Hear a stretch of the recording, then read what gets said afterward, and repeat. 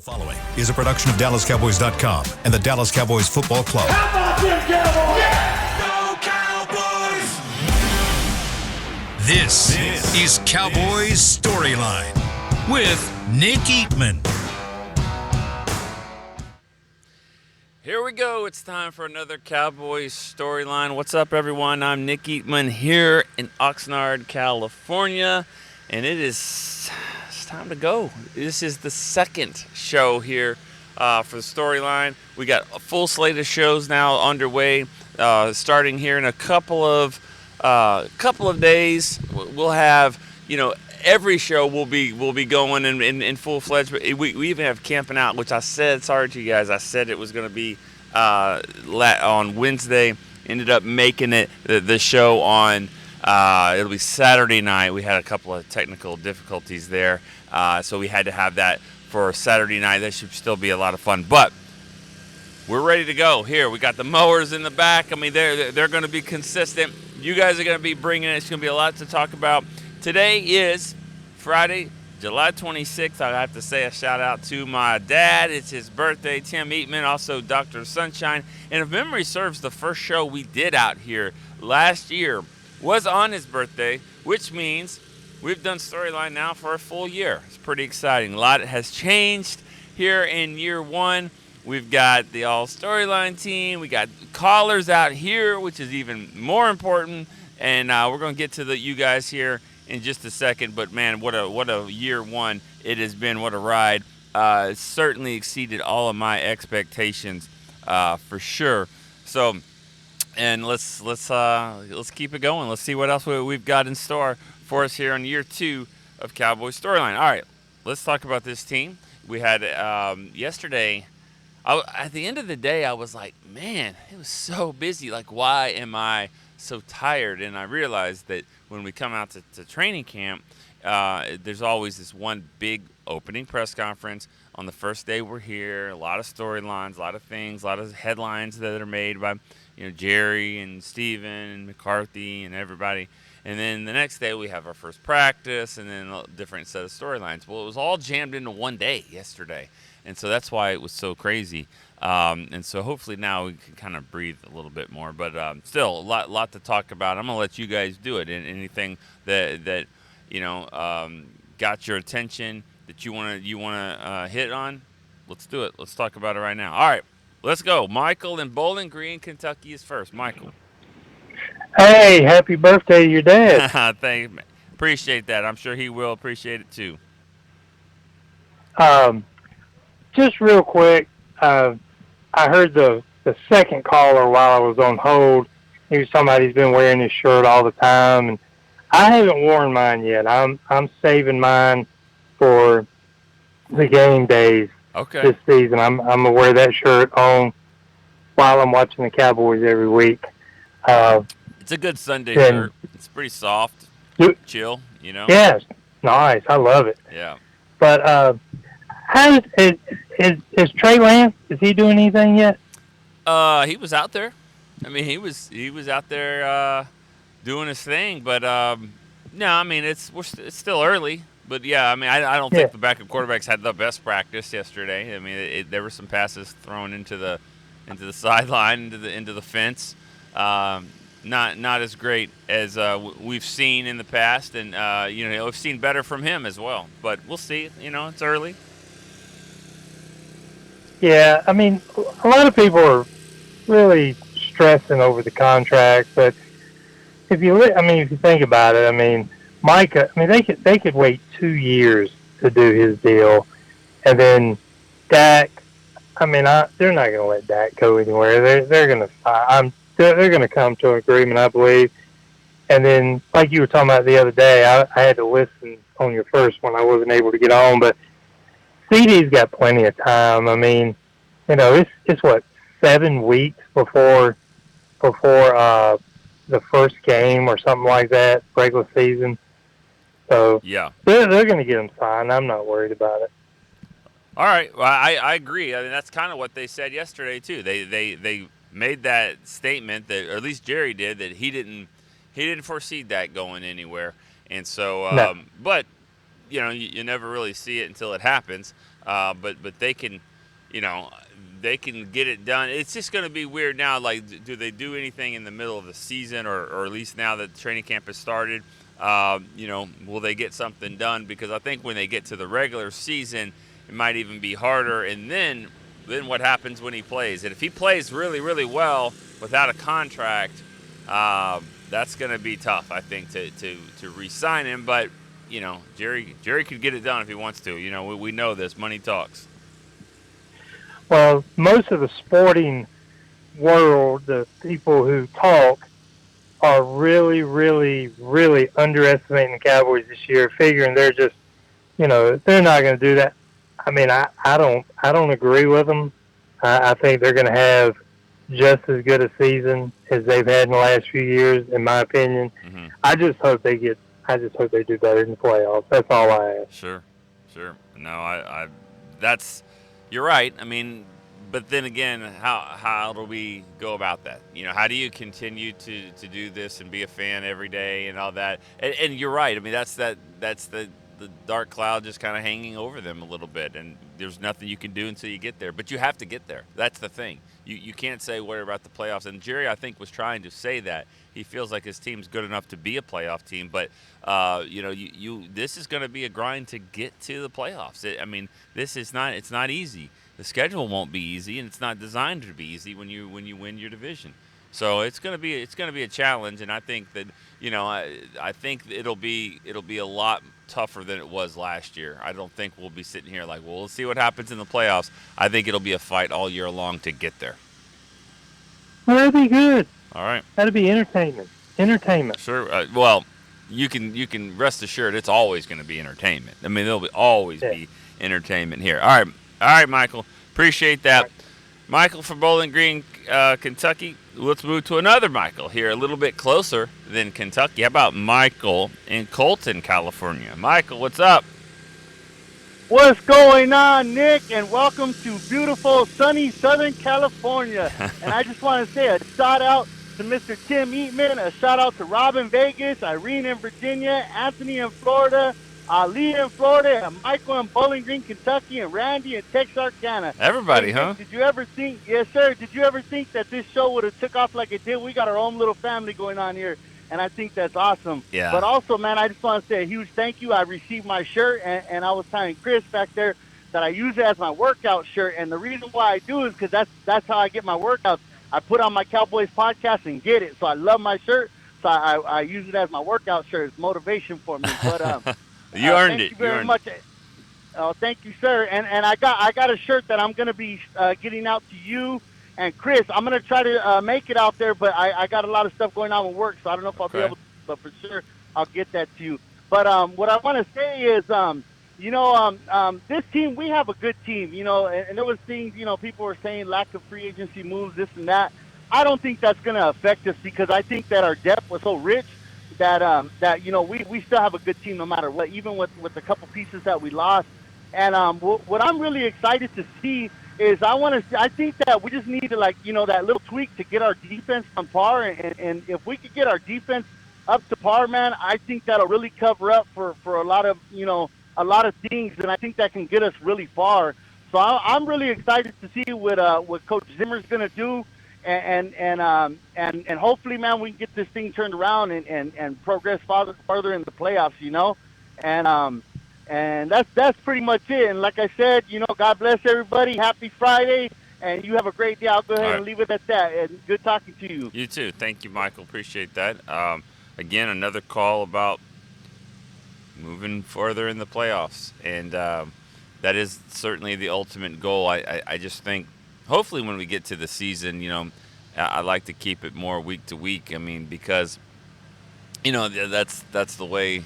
That's the way you have to. You have to kind of, I mean, how many times have you listened to Dak's press conference yesterday? What did he say? You got to be where my feet are. He said that like 20 times. It felt like, and he's that's his way of saying I'm not looking ahead to the contract or anything like that. And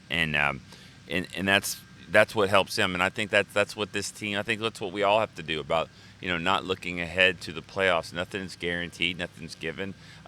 You don't just move from one to the other. The Chiefs aren't going to necessarily. They're not penciled into the Super Bowl, even though they should be favorites to be there, just how they've played. But they have to go and earn it, and that's what we're doing out here. I mean, that's what this team has to do. I think there's some good players that they let go, starters. I didn't say let go. They signed with another team. They just couldn't re-sign them. They wanted to re-sign Dorrance Armstrong, but just his money was way too high for them. $15 million a year. I mean, that's probably double what they were trying to do with him. So, good for him. You took advantage of the market, took advantage of being with a coach here and with Dan Quinn, and same with Biadasz, same with a few of those guys that went to Washington. So, but this team, as I said for Wednesday, this team has to figure out how to keep developing these young players, these young draft picks, and it's their time to shine. The opportunity is right in front of them. They got to go seize it, and let's see if they can do that. But that's kind of where it starts. It starts right out here. All right, Lewis is in Langston, Oklahoma. Lewis is third up. What's up? What's going on? I'm kind of with Dak. I want to kind of say week to week, that game to game. So, but I was trying to look back, I guess, over the summer with the Michael Parsons and Malik Hooker comments, and do you think that's going to kind of boil over onto the field between those two? Or, as men, do you, at that age, do we just, sit down in front of each other and say, hey, I said what I said, is we going to play this game, do our job, and squash it? Or do you think this is one of them things where it's going to be a holdover and we're going to see, division between the daggone defense and crack? Because I know, like you said before, it's happened before, and I hope it doesn't happen now because I got a decent team, and I don't want them to be squabbling between the two, and then we end up with a mediocre defense because they can't see eye to eye with each other. Yeah. Well, if the defense isn't that good, it's not going to be because Micah Parsons and Malik Hooker are squabbling over that. I think it's going to be bigger than that. But to answer your question, I think it's both. I think you said, have they squashed it? Yes, they did. That's what Malik said in his press conference yesterday. He said, Okay. But, I missed it. Okay. But here's the thing. Cool, they've squashed it for out here. Everything's fine. But wait till the he wasn't worried about it in the summer. He was worried about it when it was happening then. So if Micah's gonna continue to say things, he'll continue to do his podcast, I'm sure. And if there are issues during the season and he doesn't play as well, maybe they're not stopping the run, whatever, those are the type of things that could resurface again. So yeah, you can say they squashed it, but yeah, it's the summer. We're here at training camp. But what happens when things pop up again? And maybe he's not playing well. It's obviously in his mind. It's probably in a few other players' mind. So I'm not saying it's a dead thing because the reason why it came up before could come up again, and that's what they got to make sure. But Micah's just got to play. He's just got to do his thing and be the player that he's been. A lot of things get forgiven when you go and you sack the quarterback on 3rd and 9 and force a fumble and you Cowboys win the game. I think a lot of things will be forgiven by then. But, we'll see how Zimmer's defense does with him, and maybe he'll be even more of a complete player. Yeah, and then my next thing was, outside of what Malik said about Michael Parsons, I think one of the damning things I heard was what he said about what was Dan Quinn, where he was kind of like, if the player couldn't catch on with whatever the play was or what the assignment was, they kind of just either threw it out or molded around them. And I kind of thought about, was that really did it hurt them more than it actually helped them?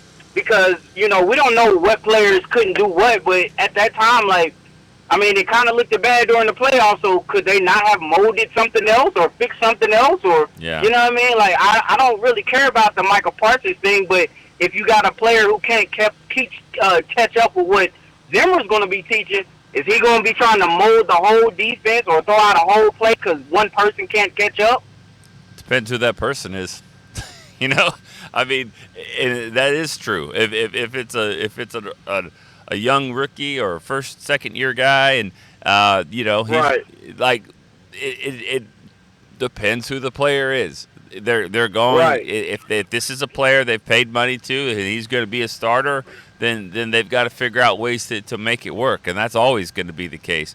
That playoff game was just weird because they just tried to play a different scheme against the Packers, and they felt like they had to because of Gilmore's injury, and so it was just a bad. It was a slide. It was just like a snowball effect. It did. It was a recipe for disaster, and and they couldn't stop the run. They just couldn't, and the Green Bay was just a better team and a better matchup against them in that game. Right. But yeah, it just made me think about that comment as far as like, I mean, it worked during the regular season, but it you could see during the playoffs it didn't work. But if we going through that with Zimmer, is it really the scheme or is it the players? Yeah. I mean, and so that I think that's what I'm kind of looking at. I'm trying to keep an eye on. Now I'm not out there like you guys are, and I'm watching it on TV, so I can't really know who's busting the play or who don't know what's going on, but. That to me, I thought that was the more damning comment out of that whole thing, but outside of the Micah comment. Yeah, no, I agree with that. I mean, I think that he did have a good interview there, and he talked about a lot of different things. But right.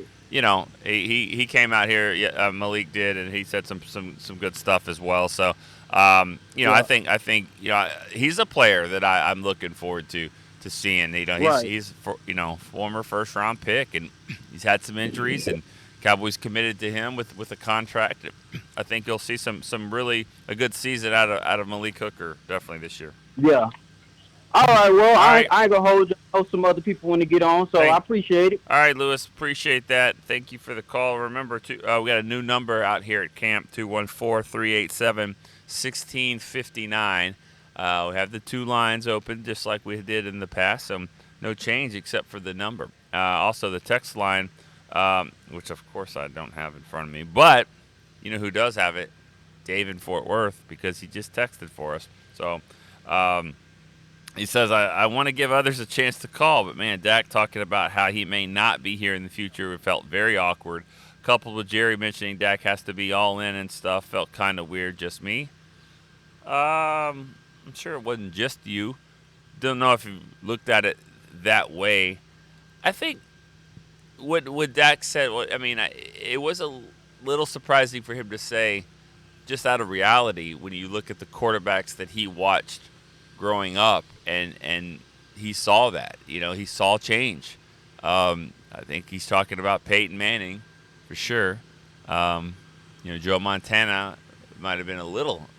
He might have been a little too young for that, but it happens. I mean, I can think of Dan Marino that didn't change teams, but most of them do. They want to keep playing. Brett Favre was another, changed a couple times, and so it happens. And I think that he understands the business side of it, and that very well could be a possibility. He knows what he wants. His agent knows what he wants out of a deal, and the Cowboys are going to look at it and see what they can do as well. And so this is a really tricky thing. Stephen Jones did allude to that, how unique the situation is with just having to try to pay these three guys that all at once. And he mentioned, Jefferson got signed in Minnesota. They don't have the same issues though. They're trying to pay their quarterback. They also have another player in Micah Parsons who wants to be the highest paid non-quarterback in the league too. So a lot to do, and they're. I don't know what the holdup is. We don't really know what it is, but we just know it does take time. And I said this the other day. They always have talked about deadlines, and they really don't have one right now. But I would imagine we'll be out here at camp, and there'll be a contract done out here. I really believe that would be the case. All right, so let's go to Jeff in Salt Lake City, Utah. Jeff. Hey, Nick, how are you? Good, man. How are you? Good. It's been a while. It took me 196 times to call to get in, but I got in. Well, at least it So wasn't I 200. just, yeah, yeah. I wanted your opinion. I was curious. I was listening to the news conference live yesterday, and did it feel contentious at all to you or others that have listened? It seemed to me like the front office kind of was up there, like just defending the off season, all the negativity with the fans and all that. What's your thoughts on that? Yeah, yeah. I mean, you saw the PR director up there as well. I mean, that's kind of what happens. That's what his job is. That's what they do. That's what they do. Uh, I'm sorry, I got distracted when Derek Eagleton comes by and he's got his Cowboys storyline shirt on today. I wonder if he's going to wear that shirt when they do the break. They're finally doing the Cowboys break, best podcast we've got. And here it is Friday. They're gonna they're saving the best for last to debut. But I'll see if Right. Derek Eagleton. I'm sorry, I'm just distracted. No, my question. Well, you're okay. The answer to the question is, yes, that's what they do. That seriously, that's what the opening press conference of a training camp is. Okay, it's hope. Do they have hope, and what is the hope? Why is he excited? What makes Jerry excited? What makes Steven excited? And what makes them excited Right. is that they is what Jerry said is we have an outstanding football team. We have an outstanding team. I agree. And I agree with that I- as well. I think they have a really good team. While outstanding, well, they have to come together to be outstanding. But so the point is that there's still really, really good players on the team, and the guys that they lost, Right. they lost them. They couldn't afford them. They didn't want them. They didn't think that they were worth the money that they got, and they feel like they've Right. got players on this roster that could step up and replace them at a much cheaper cost. So. And I have one more question for you. I want your opinion on this. Just like listening to Steven yesterday, and then Jerry talking about those three players, Micah, CD, and Dak, taking up 75% of the cap if they were to max out their deals. That I don't think that math adds up. But being a draft and develop team, it just seems like lately over the last 5 years. Dallas could have avoided the situation they're in now if maybe they would have staggered these contracts. And I understand the players are trying to get, the most that they can get and all that kind of stuff. But I feel like, and with Steven, I feel like he's always mentioning the quarterback contract. So I feel like he kind of throws Dak under the bus a little bit with that. And I know it's negotiation in the media and stuff like that. They're doing what they have to do. But it's just frustrating when you see other teams out there, like Detroit this offseason, signing all their studs, Philly continuing to sign all their good guys, and our best player, or one of our best players, is not in training camp right now because he feels he's not getting a contract offer worthy of what he deserves. Yeah. And I know, half the fan base would probably like Dak not to return, but I'm a Dak believer, and I think he, deserves, top 5 money, and I hope it happens. I hope he stays, but I felt like Jerry yesterday was almost kind of preparing us as fans for possibly the departure of Dak next year when he made the analogy of him not being able to afford things in his younger years, and he got over it, if that makes sense. Yeah, but he also said that he really doesn't see Dak not on the team next year. Right. And I Right. believe him when he says that too. You said Detroit, you said Philly. Philly's got problems now on their cap too. Like I know you don't necessarily see it right now, but why stop there? And I say that because if you go around and you look at other teams, they've got those issues as well. There's Right. teams, San Francisco's in it right now too, and so it's don't. I'm not telling you not to be frustrated that the best player on the team, or at least one of them, is not here. It's CeeDee Lamb. That's frustrating. That would be, and they probably could have done it last year.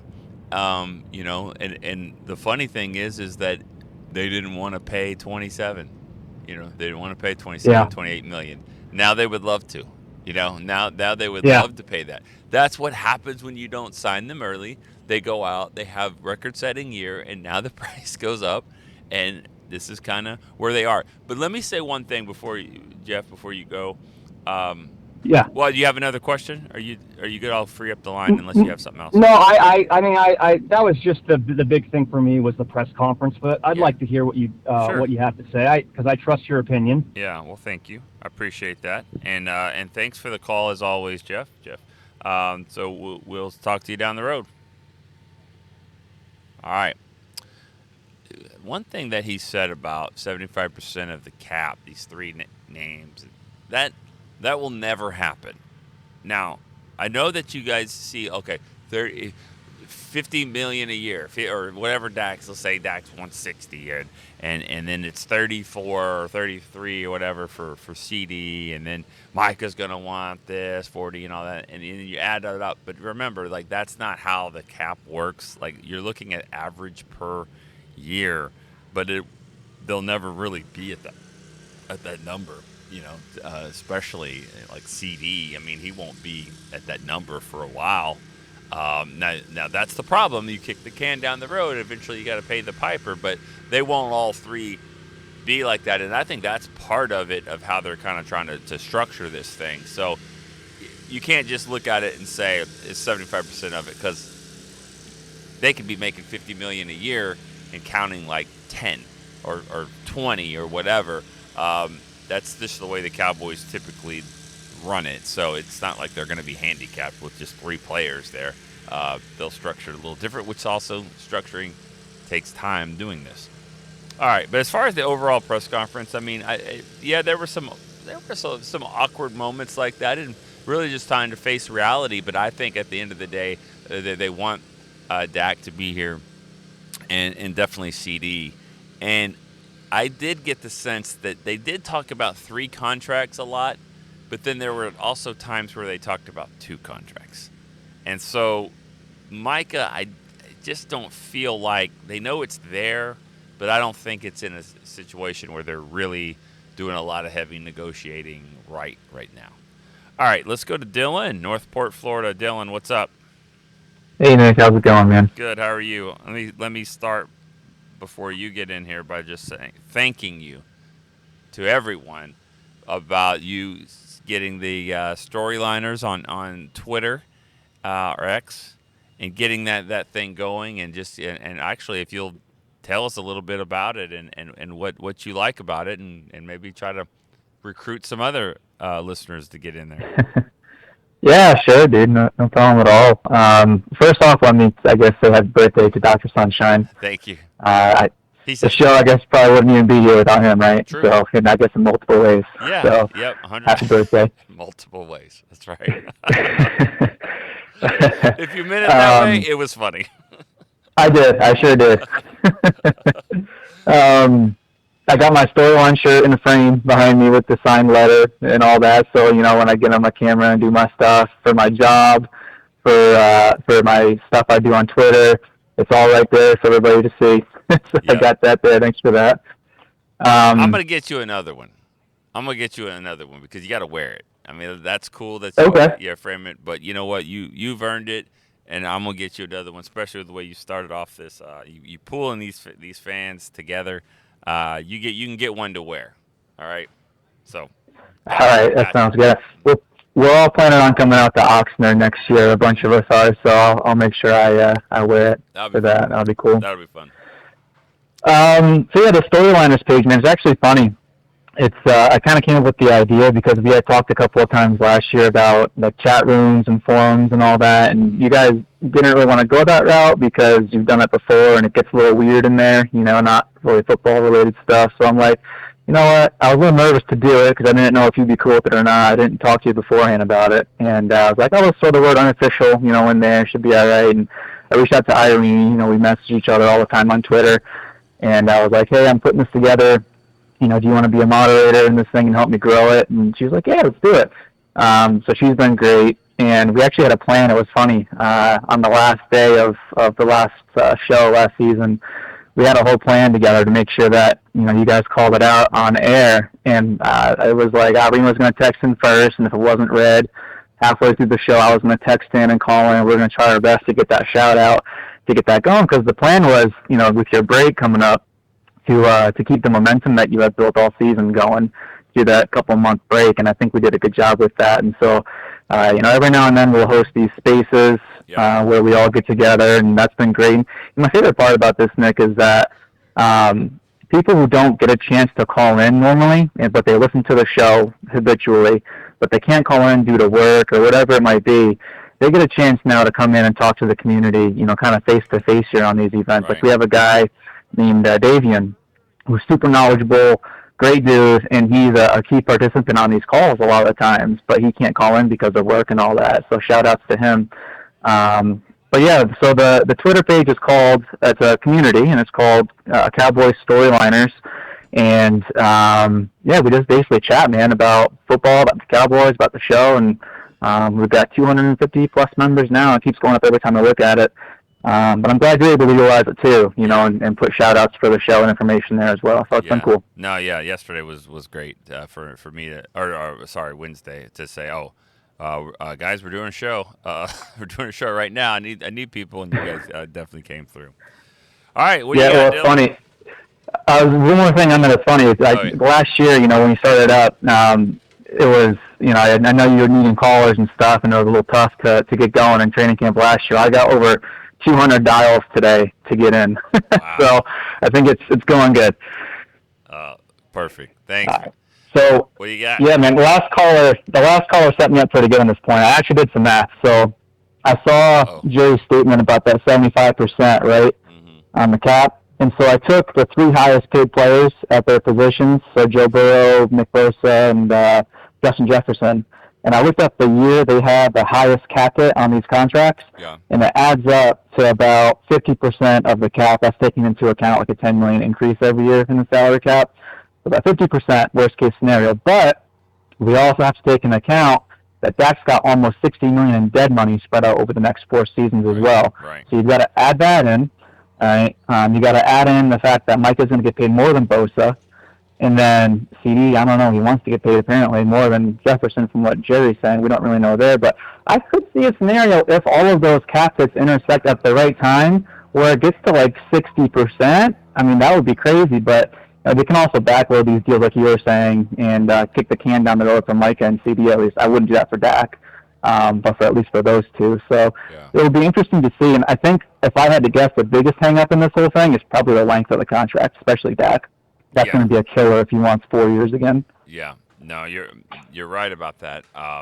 I think, but you said you did it with the highest number that they hit. Are you talking about Burrow and Bosa? Yeah, so like Burrow has like another. I think he signed through 2030. Bosa has a few years left on his. Jefferson just signed his. So I took the year where their cap hit percentage is the highest on the salary cap, and I just added those together. That's like a worst-case scenario type thing if they can't get this math right. Right. And that's what I was saying, looking at the lowest number, because that's what they're going to try to do here to try to keep this thing afloat, and looking at the lowest number. But it all counts. I mean, at some point you have to do it, or if you don't, you have dead money like they have next year. So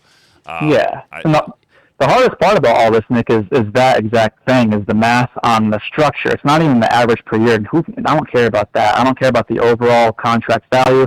I just want to know when their cap hit is going to be the highest, and they can't really happen at the same time. Right. They've got to figure out how to stagger them, even if the contract lengths are all the same. So that's probably the challenge they're facing, is my guess. Yeah, I agree.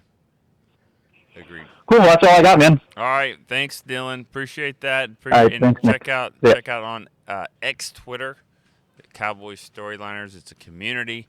Get in there and get some. You'll have a chance to kind of speak your piece over there. And if you can't get in here, definitely, like you said, you can over there, and it'll be a lot of fun. And I'm gonna try to join some the next time they do one of those spaces. I'm gonna try to get in there as well. All right, let's go to John Wright. He's in New York. John Wright, what's up, man? Hey, what's going on? Can you hear me? Yeah, I can. How you doing? I'm good. You sound kind of low. Maybe it's you. Maybe it's because it's New York and you guys. Yeah. What's going on, man? First time caller. Yeah, man. I'm glad I finally got through. Just a few things, man. I'm a diehard Cowboys fan. I got a 5-year-old son named Dallas. Nice. And my wife and I got married 6 years ago and had a Dallas Cowboys themed wedding. I hope. Is she a fan? I hope. Oh yeah, of course. She Yeah. wouldn't agree to it if she wasn't. Well, she is now, at least. That's cool. Well, that's awesome, man. What do you got? Yeah. What's on your mind? Just a few things. The whole Dak thing. Hearing about that all off season, I think they really from what it seems to me, reading between the lines, it seems like they had like a little conversation, and he understands exactly what is being asked of him, and I think that's Super Bowl or bust. I don't know, and I think they want to lean towards Trey Lance if he shows he's worth something. But I think if he bombs in the preseason, then they'll definitely be giving Dak his money. And besides that, I think Nathaniel Pete is going to be somebody to really watch for this preseason. I think he might really be a game changer for us. Interesting. Yeah, I have not heard anyone say that. And it'll be tough. Running backs, that you won't see it out here. You can see some speed and quickness and a couple of nice moves here and there, but I mean you got to see it in the game. And he's going to have to be able to do enough out here in what the coaches can see to get the snaps in the game to make a difference. And it's going to be a challenge for him. There's a lot of young running backs that are ahead of him that also will be chomping at the bit. So that's another name to throw out there. We'll see what happened. Nathaniel Pete, rookie from Missouri, got a lot of speed. He wasn't even a starter at his school. I mean, they had a 1,500-yard rusher there in front of him. So usually you get to the NFL, you were the man in college, and he wasn't. So that will be interesting to see how he develops. Yeah, I think with that speed, they'll find a role for him somewhere, whether it's special teams or I know we got Devontae Turpin, but still with the new kickoff rules and everything, he might be useful there. Okay, we'll see. I mean, another guy to throw in there. Yeah, I like it.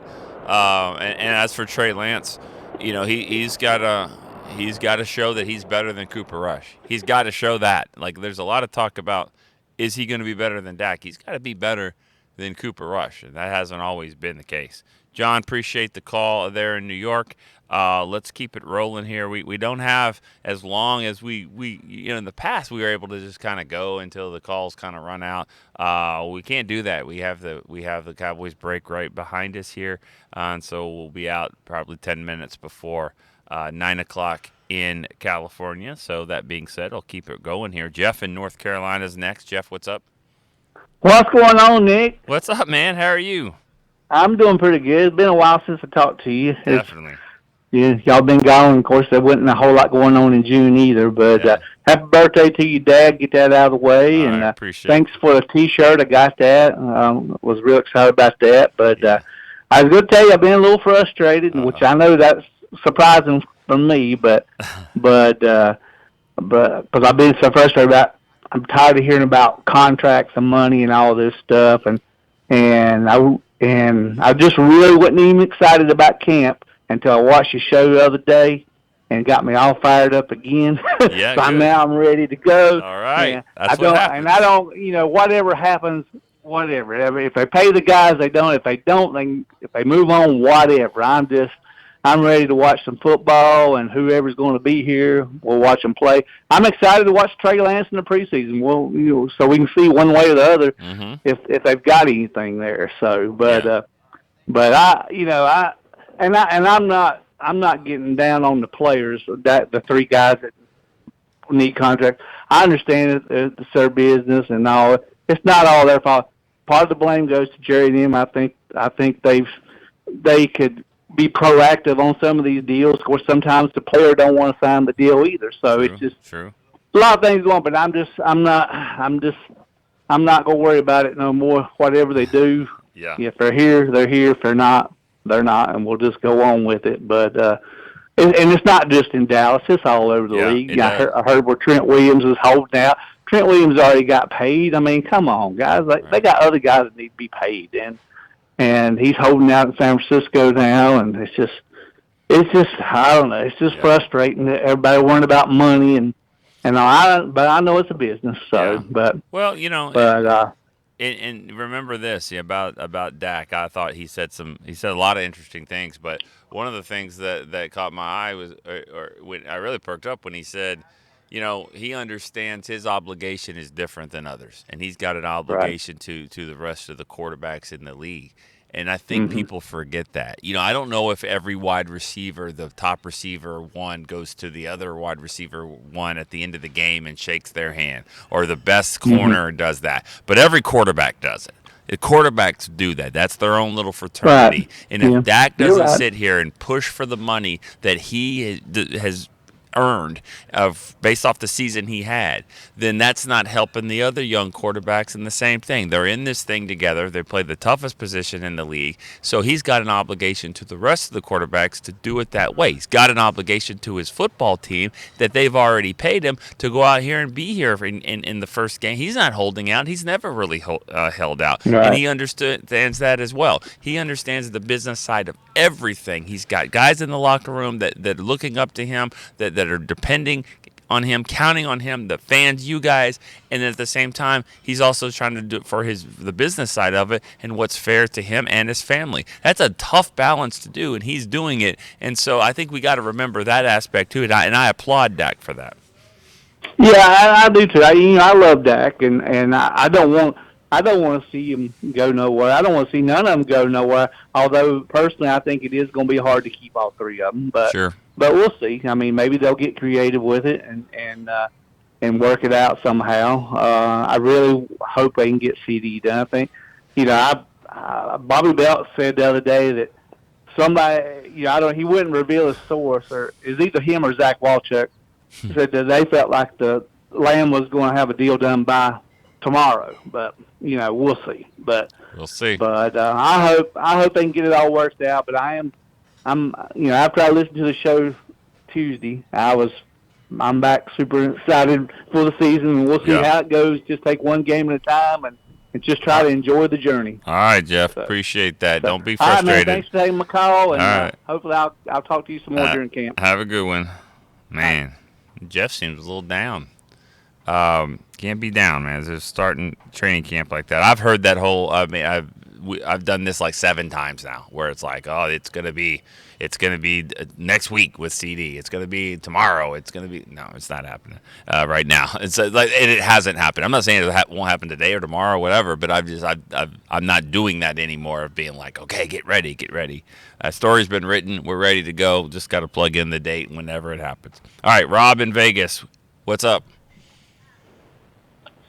I watched that press. How you doing? Okay, good. You're just gonna dive right in. I said hi. You didn't. I didn't hear. Sorry. All right. Listen, I watched the press conference. I thought it was a train wreck. I love Jerry. Jerry, for all these years, Jerry had fire, passion, and I just think the fire. He don't have the fire anymore, and it's understandable. He's 80-something. He's 80. I get it. And Steven, I just have no confidence in Steven. Steven just reminds me of a numbers guy, and that's all he looks at, and sometimes you have to look beyond that. I always thought the team was going to be good on the field. My worry was off the field, and I think you saw it. Mike McCarthy looked like he was being held hostage. I mean, and Dak, I think Dak is saying, I'm not coming back. If I was Dak Prescott, I wouldn't sign anything. Ride it out. You know what Dak is going to be. He's going to be 35 touchdowns, 9 interceptions. He's going to be really, really good. And the Giants and other teams are going to throw a boatload of money at him. And so Dak's going to be like, you know what, I'm not appreciated. They don't appreciate him. I think that's his attitude. I think he kind of saw that. Right? And with the fans, I think he was even calling out, like the other caller said, half the fan base saying, oh, you want me gone? Okay.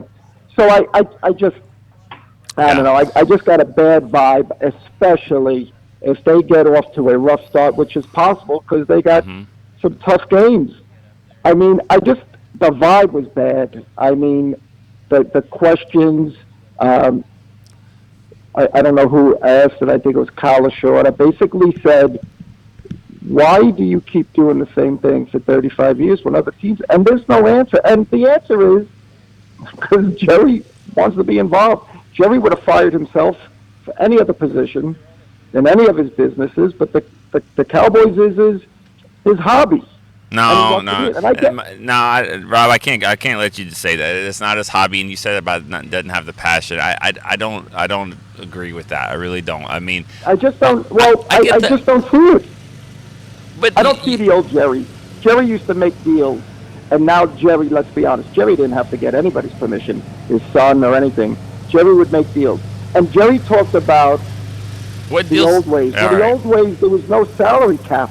Yeah, well, you can't, that was you can't a worry different about animal. that. Yeah, but you say I don't see it. You don't see it in a 37-minute press conference. You know, there's a lot more to it, and I think what you're also saying is you don't see it, and you thought he would have gone in and done all this, these moves and to try to get better, and I just think that you got to really understand that the cap is real. It's a real thing. They really don't have it. It's not like it is and it isn't. It's fake money. It goes up every year. Okay, and it's been fake money. It's fake money until it's real. And it's been fake money. But they're not good at it. Let's be honest. Okay. They're not good at it. They haven't been good at it for 30 years. They're just not good at going all in. All in to Jerry, he's talking about ticket sales. I don't believe that in a minute. That ticket sales were the highest. There's no way. Show me that. All right. There's no way, because as much as I love the Cowboys, this fan base, I never heard it so down on this team. And it's not because of the players. I think it's because of management. They're seeing the Lions and the Eagles and going all in and buying these players. And now you got three of the best of the league, and you haven't signed them. The message to your other players is like, well, they're not going to sign the three best we got. Forget about me. Well, it's actually the opposite. Rob, I got to get another caller. Thanks for the call. But I will say I think it could be the opposite to that. They're going to not forget about what about me. No, they are going to sign you because they not necessarily can get all three of them. So yeah, they'll figure it out. They always do. Maybe they don't do it to the point of your liking and getting it to the Super Bowl level and all that, but I'm not going to sit here and say that this team, it's down. If the fan base is down, then it's because of the expectations. To me, are just too high. I mean, and they should be. This is a good football team. It has been. It hasn't been great. They got to figure out how to be great. Let's go one more caller. Mike in Apopka, Florida. What's up, Mike? Nick, my man, how are you doing? Good. How are you? Good. It's great to talk to you again. Great to get our new season underway. Weren't you the first caller that we've ever had? I was, sir. I wear that badge honorably. Thank you. And it's the first year. It's the 1 year anniversary of the Storyline, so it makes sense for you to be the last caller of this show. Mike, what's up? Well, hey, so a quick question, then just a comment. So, which position group, in your opinion, is the strongest that this team has, and then which is in your opinion, weakest? And then just one simple comment on these contracts for these three guys. In January against Green Bay, none of these three guys really showed up. Right. And that's when we need them to show up the most. And when I think about the 90s teams, and you had Emmett and Michael and Troy, in the biggest games, those guys always showed up and played their best games. And I remember CD in the second drive of the Green Bay game, he was on the bench. They had to go talk to him. It was like, what the heck is going on? It's the second drive of the game. I find it hard when they go into the contract talks. What Steven said yesterday is that they're wanting to be the highest paid non-quarterbacks in the league, and Dak wants to be the highest paid quarterback in the league. Mm-hmm. To me, if you're going to demand that money, you have to show up in the biggest games, and they haven't proven yet that they do that.